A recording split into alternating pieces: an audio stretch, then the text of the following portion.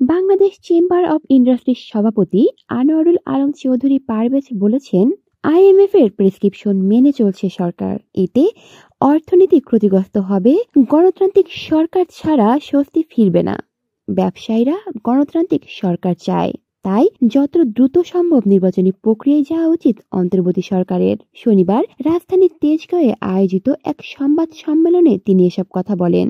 BCI দেশের বর্তমান অর্থনৈতিক পরিস্থিতি, শিল্প ও ব্যবসা বাণিজ্যের চ্যালেঞ্জ নিয়ে এ সংবাদ সম্মেলনের আয়োজন করে। আনোয়ারুল আলম চৌধুরী বলেন, বাংলাদেশ ব্যাংক সংকোচমূলক নীতি নিয়েছে, তারল্য সরবরাহ কমিয়েছে। এগুলো দেশের অর্থনীতি, শিল্প ও ব্যবসায়ীদের জন্য অনুকূল নয়। বাংলাদেশ আইএমএফ এর প্রেসক্রিপশন নিয়ে কিছু জায়গায় প্রস্তুতি নিতে পারে, কমপ্লেন্সের পূরণ করার জন্য অনেক জায়গায় কাজ করতে পারি, কিন্তু আইএমএফ এর প্রেসক্রিপশন পুরোপুরি বাস্তবায়ন করতে গেলে আমাদের অর্থনীতিতে বিরূপ প্রভাব পড়বে। বিসিআই সভাপতি বলেন, সুদ হার বাড়ানো হচ্ছে, ভ্যাট বাড়ানো ও ঋণ শ্রেণীকরণের মেয়াদ 6 মাস থেকে কমিয়ে 3 মাসে নিয়ে আসার মতো পদক্ষেপ নেওয়া হলো।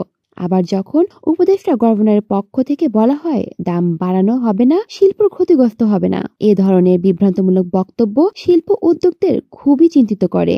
বিসিআই সভাপতি মনে করেছেন, রাজনৈতিক দলগুলো অর্থনীতি নিয়ে চিন্তিত নয়। তারা একে অপরকে নিয়ে বিভিন্ন মন্তব্য করলেও অর্থনীতি নিয়ে কিছু বলছেন না।